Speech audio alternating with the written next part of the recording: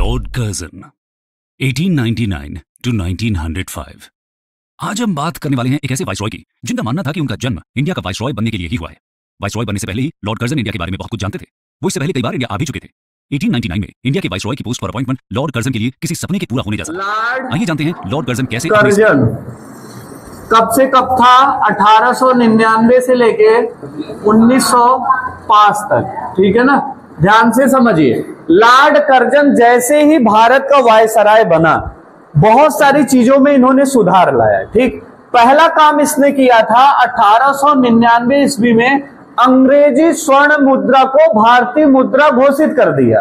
ठीक है ना, ये आपसे पूछेगा 1899 में अंग्रेजी स्वर्ण मुद्रा को भारतीय मुद्रा घोषित किया, भारतीय मुद्रा घोषित कर दिया। पहली बात क्लियर हुई? किसी को दिक्कत यहां तक? जब कभी भी या जिस एरिया में जिसका सिक्का चलने लगा, समझ जाना सत्ता या बादशाहत उसी की होती है। इसीलिए कहते हैं ना, इस एरिया में मेरा सिक्का नहीं चलता, मतलब मेरा यहाँ पे पैठ या वर्चस्व नहीं है। अंग्रेजों का सिक्का शुरू हुआ, मतलब अंग्रेजों की पूरी तरीके से पैठ यहाँ पे जम चुकी है। दूसरी चीज, पुलिस आयोग बना। एंड्रू फ्रेजर नाम के व्यक्ति ने पुलिस आयोग बना, उसके अध्यक्ष थे। ठीक है ना, अध्यक्षता में पुलिस आयोग तैयार हुआ। उस आयोग में हुआ क्या था, पुलिस को दिशा निर्देश दिया गया कि इनकी ट्रेनिंग कराई जाए। ट्रेनिंग के द्वारा ये लोग और परिपक्व होंगे। भ्रष्टाचार बंद करने के लिए प्रत्येक सैनिकों का क्या किया जाए, सैलरी बढ़ाया जाए। तो सैलरी बढ़ाने की व्यवस्था इनको की गई। इसके अलावा इनके लिए विशेष तौर से वैकेंसी को और बढ़ाया गया। तीसरा काम मतलब पुलिस की भर्ती और बढ़ाई गई। और चौथा काम, पद, जो भी पद होगा, जैसे पुलिस पर जाएंगे आप, कांस्टेबल से धीरे धीरे एसआई, ऐसे पोस्ट बढ़ती रहती है। तो डायरेक्ट ऊंचे पोस्ट पे प्रतियोगी परीक्षाओं के द्वारा डायरेक्ट ऊंचे पदों पे भी लोगों की नियुक्ति करने का प्रोसेस चलाया गया। ये एंड्रू फ्रेजर नाम के व्यक्ति ने सलाह दिया था कि इस तरीके से पुलिस को और मजबूत बनाया जाए तो अपने इस भारत में और बेहतरीन तरीके से शासन चलाया जा सकता है। रेलवे आयोग रॉबर्टसन के द्वारा बनाया गया। रॉबर्टसन ने इसमें क्या बोला था? रॉबर्टसन ने कहा कि हिंदुस्तान में अकाल एक महत्वपूर्ण समस्या है जो लगभग हर दूसरे वायसराय के कार्यकाल में आना तय होता है और इससे 50 से 60 लाख लोगों की जान चली जाती है और उनके जान जाने के जिम्मेदार जो शासक होता है वही होता है। इस नाते रॉबर्टसन ने बताया कि भारत के हर एक गांव को रेलवे से जोड़ दो। जैसे मान लो डिघिया में आ गया, अकाल पड़ गया, अब यहाँ पे सुख सुविधाओं की जरूरत हुई और ट्रेन यहाँ पे नहीं है, तो आप कहेंगे सर हेलीकॉप्टर से भेज दें। उस समय नहीं था हवाई जहाज, तो रेलवे लाइन अगर यहाँ से जा रही है तो ट्रेन आएगी दिल्ली से, यही रुकेगी और यहाँ से पूरा का पूरा जो राहत कार्य का सामग्री होगा वो ग्रामीणों में वितरित कर दिया जाएगा। इसलिए क्या किया जाए कि रेलवे का विकास व्यापक मात्रा में किया जाए। ये भारतीयों को बताया गया, लेकिन वास्तव में गांव-गांव से भी कच्चे माल को ढोने के लिए रेलवे का विकास अत्यंत आवश्यक था अंग्रेजों के लिए और उन्होंने गांव-गांव तक रेलवे लाइन बिछाया। इसके बाद अकाल आया था, मैकडोनाल्ड आए। इन्होंने बताया कि जो अपंग है, जो विकलांग है, जो कहीं पे कोई कामकाज नहीं करता, जिसके पास जमीनें नहीं है, ऐसे व्यक्तियों को सरकार पूरी मदद करे, उनके घर के लिए, उनके भोजन के लिए, और जो कृषक हैं और व्यवसायी हैं उनको थोड़ी कम मदद दी जाए ताकि सब लोग सामान्य स्थिति में आए और लोगों की मृत्यु का आंकड़ा कम किया जा सके। ये बात कही एंटनी मैकडोनाल्ड ने। इसके बाद सिंचाई आयोग आया, मानक्रिफ। उस समय अकाल मतलब भूखमरी होती थी और भूखमरी से बचने के लिए अगर खेतों में पानी पहुंचा दिया जाए तो पूरी तरीके से फसल हरा भरा होगा। और भूखमरी तभी होती थी जब बारिश नहीं होती थी।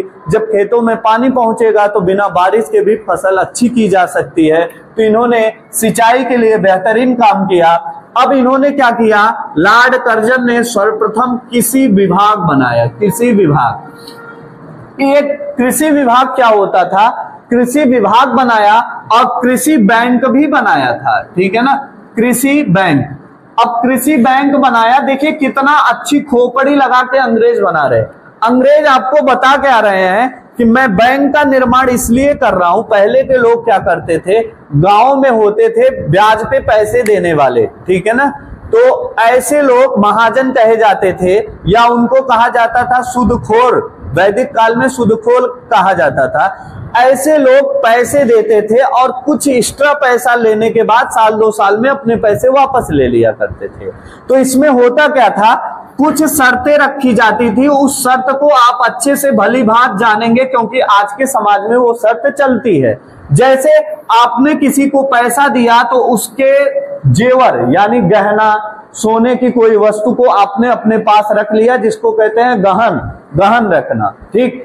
या उसका खेत आप रख लिए गहन में, ठीक है ना, खेत ले लिया, मतलब जितना रुपया देंगे उस कीमत के बराबर कुछ चीजें आप उससे ले लेंगे, और लेने के बाद उसको वापस तब देंगे जब वो पैसा वापस करेगा।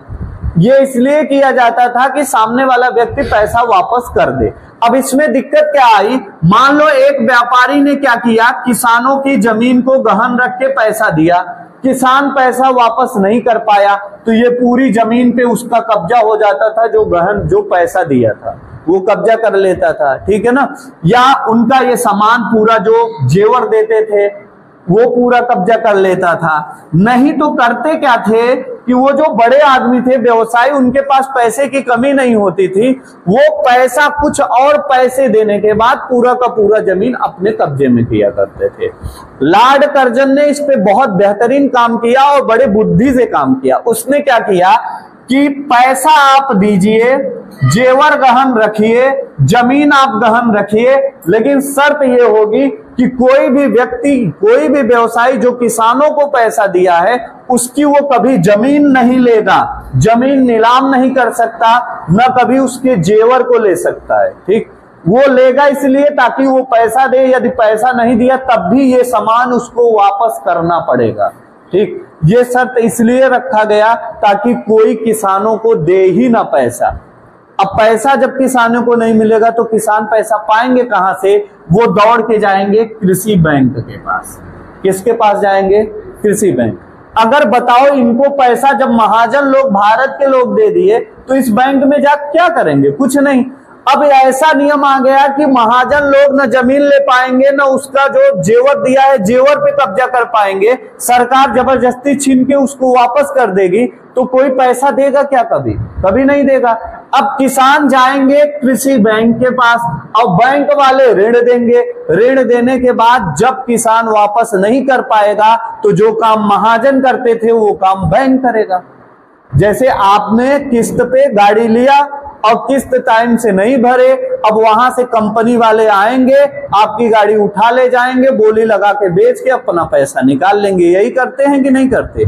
आज भी बैंक से लोन लो तो वो घर देखता है, प्रॉपर्टी देखता है। क्यों देखता है कि आप पैसा वापस कर पाएंगे कि नहीं कर पाएंगे, मेरा पैसा डूबेगा कि नहीं डूबेगा। ये चीज देखने और परखने के लिए बैंक भी आपसे पूरा आपकी खसरा खतौनी लेके रख लेता है, ठीक है ना।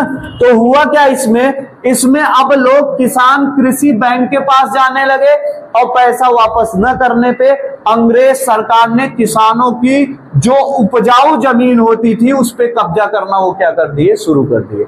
देखो कितनी अच्छी बुद्धि लगी। बता दिए कि महाजन आपका शोषण न करे इसलिए नियम बना रहा हूं, लेकिन नियम के पीछे की जो वास्तविक सत्य था वो सत्य ये था कि इन महाजन जो जमीन लेते थे, अंग्रेज चाहते थे ये जमीन मेरे पास आ जाए। यही रीजन है कि कृषि बैंक कभी सक्सेस हुआ ही नहीं था और बाद में इसको बंद करा दिया गया। समझ में आया ये बात कि नहीं आया। तो कृषि बैंक हो गया, कृषि विभाग बनाया। इसके अलावा और भी कुछ चीजें हैं, ध्यान से समझ लो। इसमें और क्या चीजें हैं, और पुरातत्व विभाग की स्थापना किया था। क्या किया, स्थापना किया, पुरातत्व विभाग की स्थापना किया। लेकिन पुरातत्व विभाग का जनक पूछेगा तो कल मैंने बताया था कनिंघम। ये ध्यान रखिएगा, पुरातत्व विभाग के जनक, ठीक है ना, पुरातत्व के जनक किसे कहा जाता है, अलेक्जेंडर कनिंघम। Alexander Cunningham. ये जब सिंधु घाटी सभ्यता भारत में खोजी गई थी, आज से 4500 साल पहले एग्जैक्ट टाइम पूछेगा तो 1750 ईसा पूर्व से 2150 ईसा पूर्व की कहानी बता रहा हूं। उस समय सबसे पहले बना बनाया घर देख के अंग्रेज उस समय कहां थे, उस समय भारत के लोग, अंग्रेज के लोग खोजे, उसी समय खोजा गया था।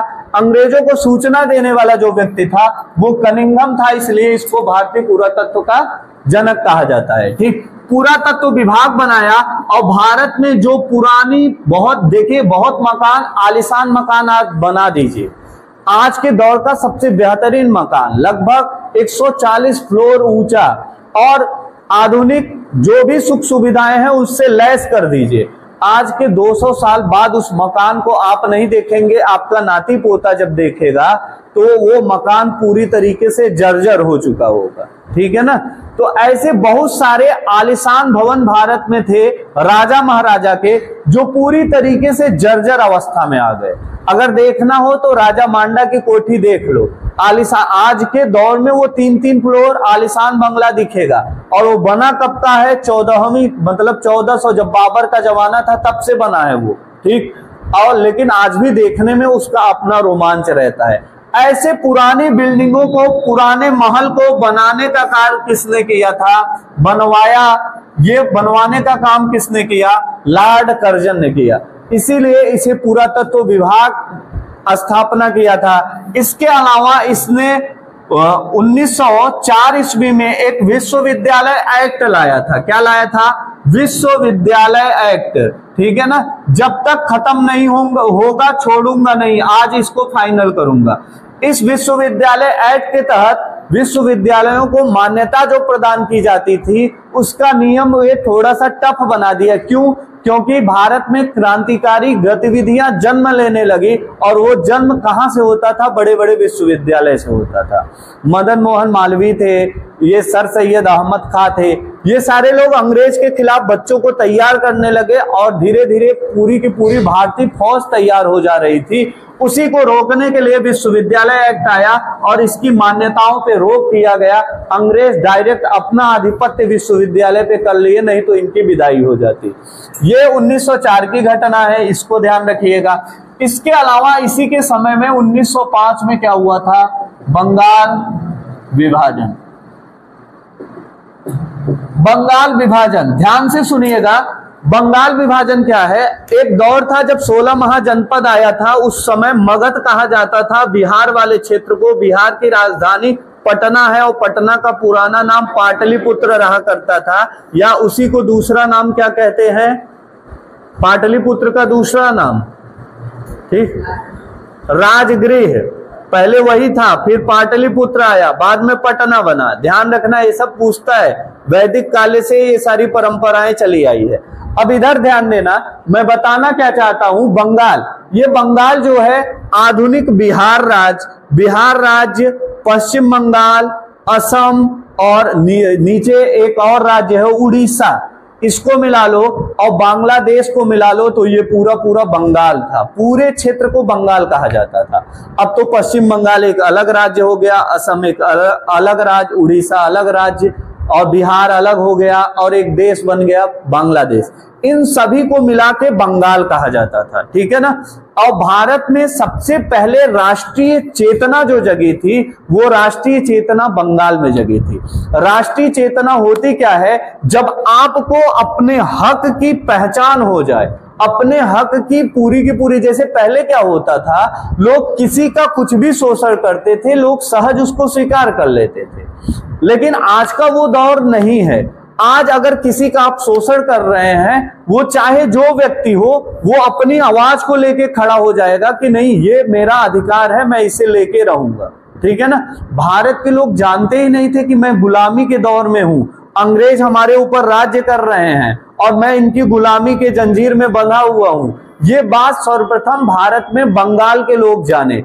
बंगाल को एहसास कब हुआ? जब लॉर्ड रिपन के टाइम में इल्बर्ट विधेयक आया और जज तो जज, चाहे वो भारतीय हो चाहे अंग्रेज, वो फैसला अंग्रेज का भी सुना सकता है और भारतीय का भी सुना सकता है। जैसे ही ये नियम बना और अंग्रेजों ने विद्रोह करके लॉर्ड रिपन को गद्दी से ही नहीं उतारा, उस नियम के पत्र को फाड़ के डस्टबिन में डाल दिया। उस दिन भारत के बंगाल की जनता ने ये पहचान कर लिया कि ये अंग्रेज हमसे अलग हैं और हमारे ऊपर राज्य कर रहे हैं, ये कभी भी हमें ऊंचे पदवी को नहीं दे सकते। ये भ्रम धीरे धीरे टूटता चला गया। कांग्रेस भी पहले शुरू में कांग्रेस के 3 चरण थे, 1885 से लेके 1905 ईस्वी तक, 1905 ईस्वी से लेके 1920 ईस्वी तक, 1920 ईस्वी से लेके 1947 ईस्वी तक। ये 3 चरण क्या थे? शुरुआत में जो कांग्रेस रहती थी वो कांग्रेस अंग्रेजों से हाथ जोड़ के निवेदन करके अपनी बात को रखती थी, लेकिन जब जान गए, लॉर्ड कर्जन ने अपने मुंह से बोला था, क्या बोला था? मैं कांग्रेस को मरते हुए या दम तोड़ते हुए अपने कार्यकाल में देखना चाहता हूं। मतलब शांतिपूर्वक कांग्रेस पूरी तरीके से समाप्त हो जाए, ये चीज मैं अपने आंखों से देखना चाहता हूं। ये बात किसने कहा था? Lord Curzon. इसका मतलब अंग्रेज खुद ही नहीं चाहते कि कांग्रेस अस्तित्व में आए। उसका रीजन क्या था कि कांग्रेस अब अपनी बात रख भी रही है और न मानने पे सब लोग इकट्ठा होकर विद्रोह भी करने पे तैयार हो जा रहे हैं। इसीलिए उसने ये बात कहा था। डफरिन ने खुद ये बात कहा था कि कांग्रेस बस 2-4 दिन का मेहमान है, इसके बाद इसकी विदाई तय है। ठीक है ना? तो ये सारी व्यवस्थाएं धीरे धीरे क्या था, जो चाटुकारिता चलती थी, प्रणाम करके अपनी बात कहते थे। अब प्रणाम पे, जैसे मान लीजिए कोई काम बहुत जरूरी है, ठीक है ना, बहुत ज्यादा, हद से ज्यादा जरूरी है, वो काम करवाना है और जिससे आप करवा रहे हैं वो आप सुन ही नहीं रहा है, तो पहले आप निवेदन करेंगे कि मेरी बात मान लीजिए, मुझे जरूरी है। अगर निवेदन पे नहीं माना तब आप उससे बात करेंगे, ऊंची आवाज में बोलेंगे कि क्यों नहीं करेंगे, मुझे जरूरत है, मेरे परिवार को ये चीजें चाहिए। जब ऊंची आवाज में भी नहीं माना तब आप तोड़ ताड़ शुरू करेंगे, वहीं पे मारपीट या आर या पार, यही प्रक्रिया चलती है। तो कांग्रेस की भी यही प्रक्रिया थी।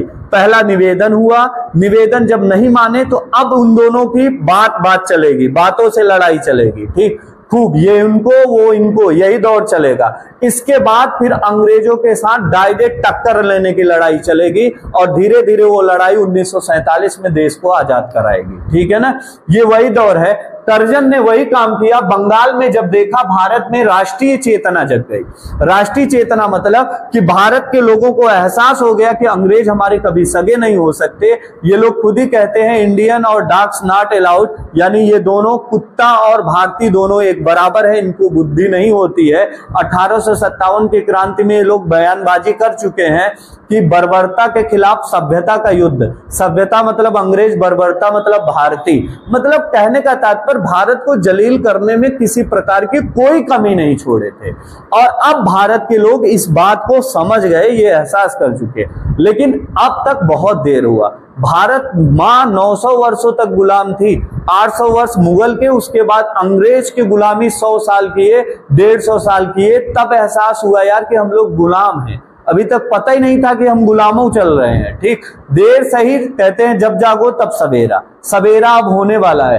भारत में राष्ट्रीयता जन्म लिया और राष्ट्रीयता जन्म लिया तो ये बंगाल का क्षेत्र जो पूरी तरीके से धन से भी बहुत ताकतवर था और बुद्धि से भी बहुत मजबूत था। यहीं पे सुभाष चंद्र बोस लोग पैदा हुए थे जो आईएएस एग्जाम क्वालिफाई करने के बाद अंग्रेजों के नाक में दम कर दिया करते थे। ठीक है ना?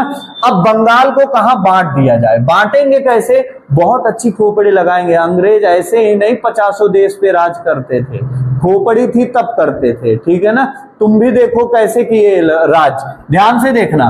बंगाल में आप देखते होंगे ये जो बांग्लादेश यहाँ पे बना हुआ है और इधर मान लो ये आपका बिहार हो गया, पश्चिम बंगाल, इधर असम हो गया, इधर आपका उड़ीसा वाला क्षेत्र हो गया। ठीक है ना?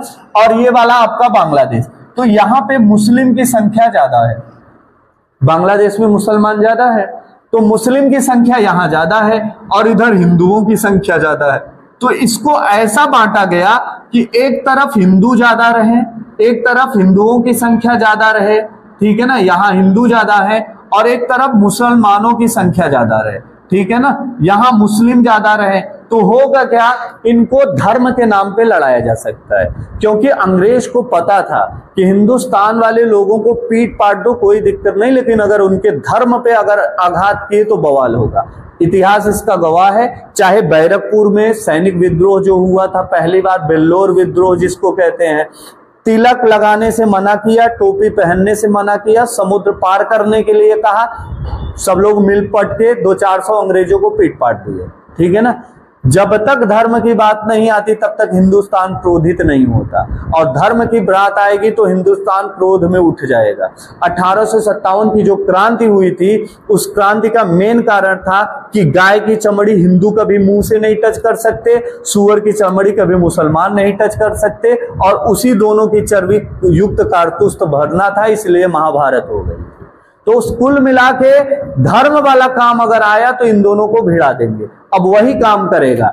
अब कर्जन बताएगा कि हिंदू तुम्हारे सगे नहीं हो सकते, कांग्रेस तुम्हारी सगी नहीं हो सकती, मुसलमान और हिंदुओं को बताएगा मुसलमान आपके सगे नहीं हो सकते। कहने का तात्पर्य हिंदू और मुसलमान को लड़ाना शुरू किया कि आपस में लड़ाएंगे। और बहाना क्या बताया कि बंगाल इतना बड़ा है कि यहाँ पे प्रशासन करना जो है आसान नहीं है, इसीलिए इसको 2 भागों में बांटा गया है।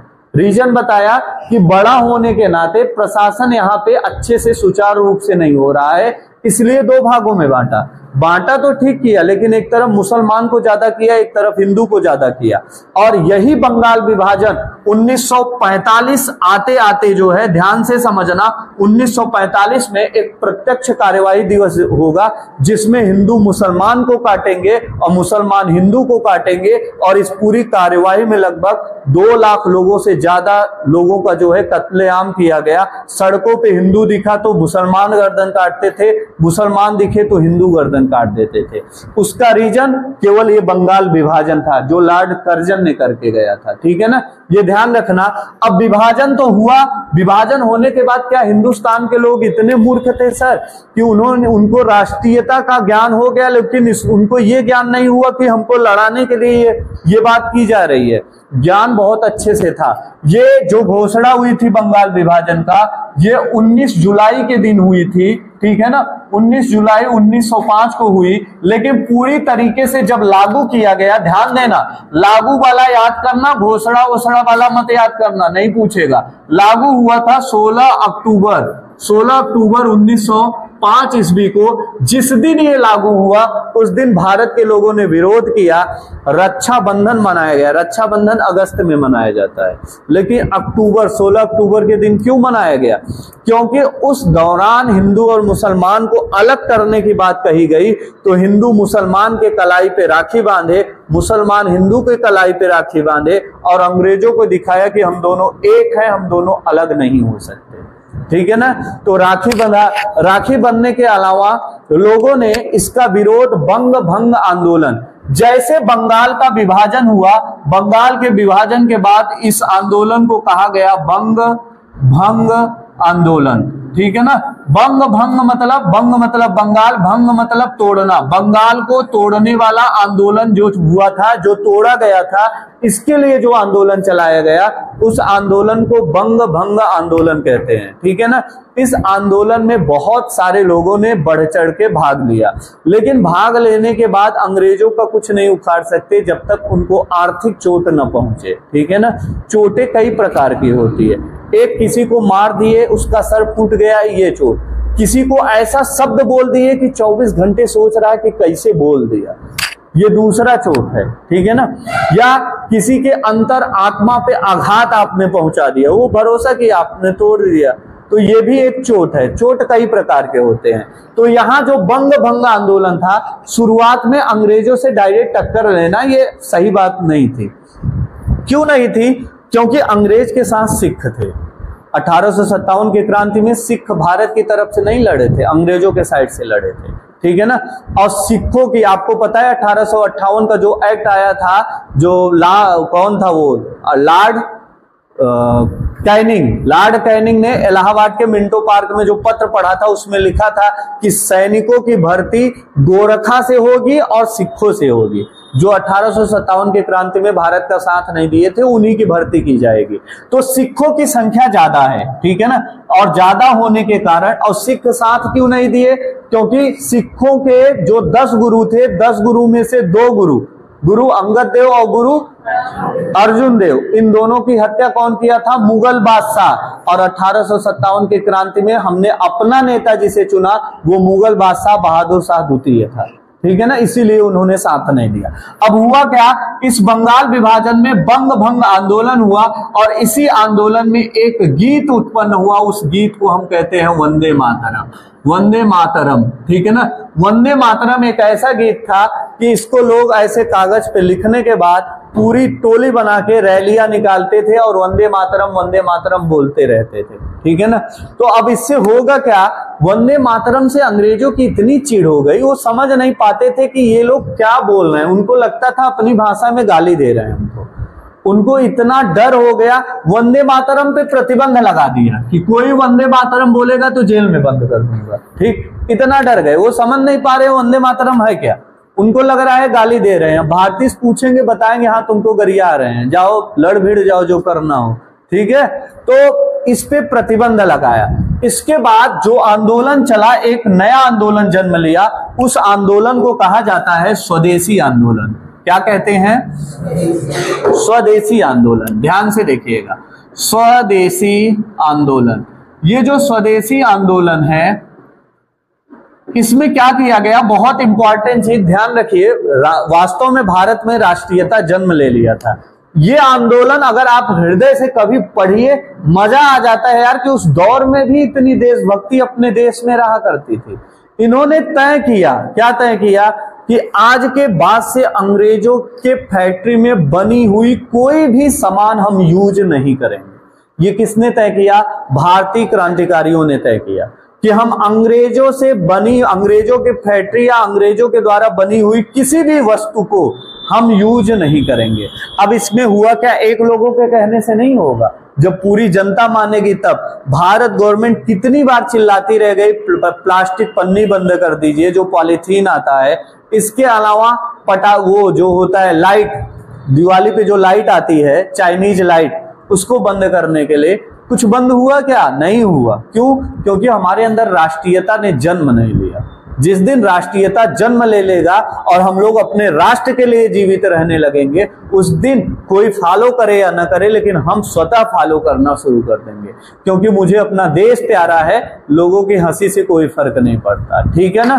तो हुआ क्या, यहाँ पे सर्वप्रथम पंडित, जो पंडित थे शादी विवाह कराते थे, पंडितों ने यह तय किया कि हम उसी का शादी कराएंगे जिसके विवाह में दहेज का कोई भी सामान अंग्रेजी नहीं रहेगा। अंग्रेज के फैक्ट्री का बना हुआ एक भी सामान रहेगा तो हम वेद मंत्र को नहीं पढ़ेंगे, ठीक है ना। पंडितों ने इसका विरोध कर दिया। इसके बाद दूसरे लोगों ने विरोध किया, जो ग्राम समाज के लोग रहते थे, उन्होंने तय किया कि मैं उस बारात में नहीं शामिल होऊंगा जिस बारात में अंग्रेजी सामान दहेज के रूप में या उसके कोई भी प्रोडक्ट अंग्रेजों के रहे। बारात में लोग आते ही सबसे पहले छानबीन करते थे, कोई अंग्रेजी सामान तो यहां नहीं है। पूरा जब देख लिया जाता था कि अंग्रेज की फैक्ट्री का बना कोई सामान नहीं है, तब उस बारात में क्या किया जाता था, शामिल होया जाता था और बारात में लोग संपन्न करते थे। यदि कोई सामान दिखा तो सब लोग बारात छोड़ के भाग जाते थे, वहां से चले जाते थे। सामने वाला व्यक्ति जो करा रहा है उसको शर्मिंदगी, तुम कल्पना करो तुम्हारे घर शादी है और समाज आपके ऊपर थूक के पूरा द्वार छोड़ के चला जाए, इससे बड़ी बेइज्जती कुछ नहीं हो सकती। लोग बेइज्जती के डर के कारण, उस समय नहीं था, आज के लोग भौकाली हैं यार, जहां 2 रुपए का खर्च है वहां जानबूझ के 100-200 खर्च कर देंगे। अभी गरीब मांग ले 10 रुपए तो फटने लगेगी, तब उनका पूरा पैसा गायब हो जाएगा। और बारात में उड़ाना होगा फालतू में तो 500-500 की नोट उड़ाई जाती है, ठीक। मैं देखा हूं ऑर्केस्ट्रा में बड़े बड़े लोग जा जाके पैसा करती है, उड़ाए हैं उसी में, ठीक। उनको शर्म नहीं, अभी उनके बच्चों की फीस 500 मैं मांग लू ना तो अरे यार कुछ समझ ले, कुछ हिसाब कर ले यार। 6 घंटे चिल्लाता हूं, पढ़ाता हूं, पूरी एनर्जी जाती है, 500 रुपए मांग लिया, महंग हो गया। मतलब वहां स्टेज पे नाचने वाली से ज्यादा कम मेरी कीमत है क्या? उससे बहुत ऊंचा हूं। समझने वाला समझेगा, गंवार तो तुरंत आएगा, गुरुजी थोड़ा सा कम कर दीजिए। नहीं होना चाहिए, जहां कम होना चाहिए कम करो। तुम बहुत कुछ चाहोगे तो कम कर सकते हो, जरूरी नहीं कि जहां देना हो गुरु को दक्षिणा, वो तो स्वतः बिना कुछ किए लोग दे देते हैं, तो तुम मत देना। तुम जितना पढ़ना उतना देना, लेकिन ईमानदारी से उतना जरूर दे देना, ठीक है ना। चलिए आगे देखिए, इसमें शुल्क की भी बात हो गई। आगे बात, तीसरी बात ध्यान से देखिए।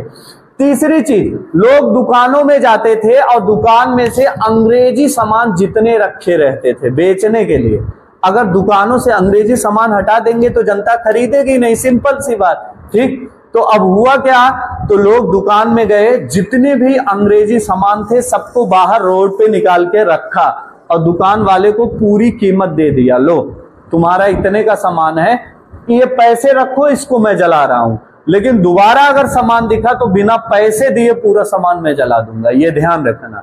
मतलब पहली बार हिंट दिए, दूसरी बार अगर जलाऊंगा तब 1 रुपए नहीं दूंगा। और पूरी की पूरी होली जला दी गई, इकट्ठा करके जला जला के वंदे मातरम करके सब ताली पीट पीट के हा ही करते थे। क्यों? क्योंकि अंग्रेजों के सामान की होली जलाई गई, ठीक है। अंग्रेजों की रीढ़ की हड्डी टूटती चली जा रही है, बर्बाद होते जा रहे हैं, कारखाने बंद हो रहे हैं, कर्मचारी को बाहर कर रहे हैं, राजस्व नहीं आ रहा है, कपड़ा उपड़ा लेना बंद करके सब लोगों ने खादी के कपड़े पहनना शुरू कर दिया था, ठीक।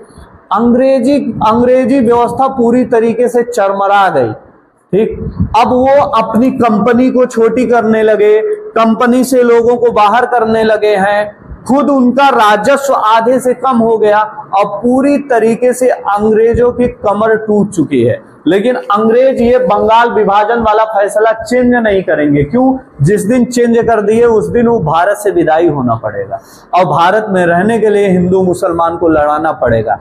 अंग्रेजों ने फूट डालो राज्य करो की नीति 1905 के बाद अपनाई थी, उसके पहले उन्होंने कभी लड़ाई नहीं लड़वाई हिंदू मुसलमान की। 1905 के बाद वो समझ गए कि अब ये राष्ट्रीयता इनके अंदर आ रही है, अब ये बवाल करेंगे, इससे अच्छा है कि इन्हें हिंदू मुसलमान में लड़ाते रहो और ऐश करते रहो, ठीक है। तो अब उनका जो नीति आएगा अंग्रेजों का, वो नीति चेंज हुआ। अब आएगा फूट डालो, मतलब जितना हो सके लड़ाओ और लड़ाने के बाद यहां से जितना सामान हो सके उतना लूटो, फूट डालो और राज्य करो। 1905 के बाद ये आएगा। इसके बाद एक व्यक्ति आता है, बंगाल विभाजन हुआ, कर्जन का सबसे महत्वपूर्ण, इसीलिए इसी कार्य के लिए इसे आधुनिक भारत का औरंगजेब भी कहा जाता है, लॉर्ड कर्जन को। इसके बाद आता है मिंटो दुती, ठीक है ना। कौन आता है? मिंटो दुती। मिंटो दुती आते ही सबसे पहले मुसलमानों के पास गया। कर्जन भी जाता था, बंगाल विभाजन के पास हिंदू के पास नहीं जाता था, मुसलमान के पास जाता था। क्यों? क्योंकि हिंदुओं की संख्या ज्यादा थी, हिंदुओं को कुछ कहोगे नहीं मानेंगे, वो लगेंगे राखी बांधने एक दूसरे को। मुसलमान को कहोगे उनकी संख्या कम है, वो डरे हुए हैं, और उनको भड़काओगे तो और बढ़िया भड़केंगे, ठीक है ना। जब कहीं पे पानी हो तो आग लगाना मुश्किल होता है, पेट्रोल हो तो तुरंत आग लगेगी, कोई दिक्कत नहीं। ऑलरेडी वो डर रहे हैं हिंदुओं से, उन्हें डर है, उनको और डरा दो, अपने आप वो अपने हक की लड़ाई लड़ने लगेंगे। वो गए बंगाल, और बंगाल में जाने के बाद मिले 2 व्यक्ति, कौन? सलीमुल्लाह खां और आगा खां। आगा खां और सलीमुल्लाह खां के साथ बैठे, और बैठने के बाद कहे ये बताओ, मैं आज के आज हिंदुस्तान छोड़ के चला जा रहा हूं, लेकिन मेरे जाने के बाद हिंदुस्तान का राजा बनेगा कौन? अब वो लोग सोचने लगे, कहे बनेंगे कांग्रेस वाले जिसको चाहेंगे। कहे तुम्हें नहीं लगता कि कांग्रेस कभी तुम्हें राजा बनाएगा? तुम उसके वंशज हो जो 800 साल इस देश पे राज्य किए हैं, ठीक है ना। पहला आक्रमण 712 ईस्वी में हुआ था, किसका? मोहम्मद बिन कासिम। कासिम ने 712 में अटैक किया। आज मैं देश छोड़ दूं ना तो तुम्हें पूछने वाला कोई नहीं होगा, सारा कांग्रेस हिंदुओं की पार्टी है, हिंदुओं को पूछेगी। उनकी खोपड़ी घूमी आ रही है, तो बड़ा अच्छी बात बता रहा है हमको। कहे तब कहे इसीलिए मैं नहीं छोड़ रहा हूं हिंदुस्तान, तुम लोग थोड़ा मजबूत बनो, अपनी ताकत बढ़ाओ। जिस दिन ताकत तुम्हारी बढ़ गई, तुम अपना अधिकार मांगना शुरू कर दोगे, उस दिन तुम्हारा देश छोड़ के मैं चला जाऊंगा। तो उन्होंने कहा मुझे क्या करना चाहिए? कहे कुछ नहीं, जैसे कांग्रेस पार्टी बनी, एक मुस्लिम लीग पार्टी आप बनाओ और बनाने के बाद दोनों महाभारत करो और बंदर बांट में बंदर बढ़िया ऐश करेगा। ठीक, क्या बढ़िया दिमाग लगाया। उनको बता दिया अपनी एक अलग पार्टी बनाओ और वो लोग भी नंबर 1 के अहिंचड़ आदमी, वो भी तुरंत तैयार हो गए। ठीक है, जबकि ऐसा नहीं है, कांग्रेस पार्टी ने बदरुद्दीन तैयब जी को तुरंत अध्यक्ष बनाया था, ऐसा नहीं है। सबसे पहले कौन बना? व्योमेश चंद्र बनर्जी। फिर कौन बना? दादा भाई नौरोजी, पारसी अध्यक्ष। पहले व्योमेश चंद्र बनर्जी, फिर पारसी अध्यक्ष नौरोजी, तीसरा कौन आया था? बदरुद्दीन तैयब जी। तुरंत मुसलमान को उतारा ताकि मुसलमान को यह ना लगे कि कांग्रेस मेरी पार्टी है। फिर जॉर्ज यूले के अध्यक्ष बनाया। क्यों बनाया? ताकि अंग्रेज को ना लगे कि मैं तुम्हारा विरोधी हूं। अंग्रेज को भी अध्यक्ष बना दिया। कांग्रेस देखिए कितना बेहतरीन काम की थी 1905 ईस्वी तक, मतलब एक दूसरे को मिला पटा के रखने में कोई कसर नहीं छोड़ी थी। पारसी को बताया, हिंदू को बनाया, युवाओं को बनाया, वृद्धों को बनाया, मुसलमानों को बनाया, अंग्रेजों को बनाया, सबको बनाया अध्यक्ष और सबकी बात मानी। लेकिन यहां जहर घोला गया कि कांग्रेस तुम्हारी पार्टी नहीं है, कांग्रेस हिंदुओं की पार्टी है। और एक नया जो है पार्टी बना, इसी को कहते हैं मुस्लिम लीग। कौन, क्या कहते हैं? मुस्लिम लीग। ये मुस्लिम लीग पार्टी बनी 1906 ईस्वी में। इसको बनाने वाले जो व्यक्ति थे उनका नाम था सलीमुल्लाह खां और आगा खां। एक विद्यार्थी जो सबसे बड़ा गलती करता है वो मोहम्मद अली जिन्ना को मानता है मुस्लिम लीग के संस्थापक। मोहम्मद अली जिन्ना कांग्रेस के सदस्य थे। 1913 ईस्वी में कांग्रेस को छोड़कर वो मुस्लिम लीग में आए थे, लेकिन मुस्लिम लीग बनाने में उनका कोई योगदान नहीं था। मुस्लिम लीग बनाने में जो योगदान था वो ये सलीमुल्लाह खां और आगा खां, सलीम उल्लाह खां और आगा खां, क्या है? आगा खां, ये दोनों ने मुस्लिम लीग बनाया था। और ध्यान रखना, आगा खां, आगा कप एक क्या है सीरीज होती है। आगा कप वो किससे संबंधित है? हॉकी। जैसे क्रिकेट में होता है चैंपियन ट्रॉफी, त्रिकोणीय श्रृंखला, ठीक है ना, वर्ल्ड कप, ऐसे क्रिकेट की कई ट्रॉफियां होती हैं। वैसे एक कप होता है आगा कप, ये हॉकी से संबंधित है। एग्जाम में कई बार पूछा है, ध्यान रखना, मुस्लिम लीग पे टिक मत कर देना, मुस्लिम लीग के संस्थापक हैं। अगर आगा कप किस खेल से संबंधित है तब हॉकी करना। आगा खां ने मुस्लिम लीग बनाया, मुस्लिम लीग ने जन्म लिया, लेकिन कांग्रेस में अब बिखराव होगा और चीजें बदलेगी और जितना चाहते थे अंग्रेज वो सारी तमन्ना पूरी होगी। यही रीजन है कि बंगाल में राष्ट्रीय चेतना जागृत होने के बावजूद भी भारत को आजाद होने में 40 साल लग गए। क्यों लग गए? क्योंकि उस समय कांग्रेस की जो दूरदर्शिता होनी चाहिए वो दूरदर्शिता नहीं हो पाई और कांग्रेस से लोग टूट के अलग होते चले गए। ठीक है, एक दौर आएगा जब मुस्लिम लीग भी कांग्रेस में मिल जाएगा, लेकिन जैसे ही स्वार्थ पूरा होगा वैसे मुस्लिम लीग अपना अलग वर्चस्व बनाएगा। और फिर एक ऐसा दौर आएगा जब एक भारत में ही एक नए देश की डिमांड की जाएगी कि मुझे भारत नहीं, मुझे पाकिस्तान चाहिए। और इस देश को, मां भारती को, हिंदुस्तान को दो भागों में क्या कर दिया जाएगा? बांट दिया जाएगा।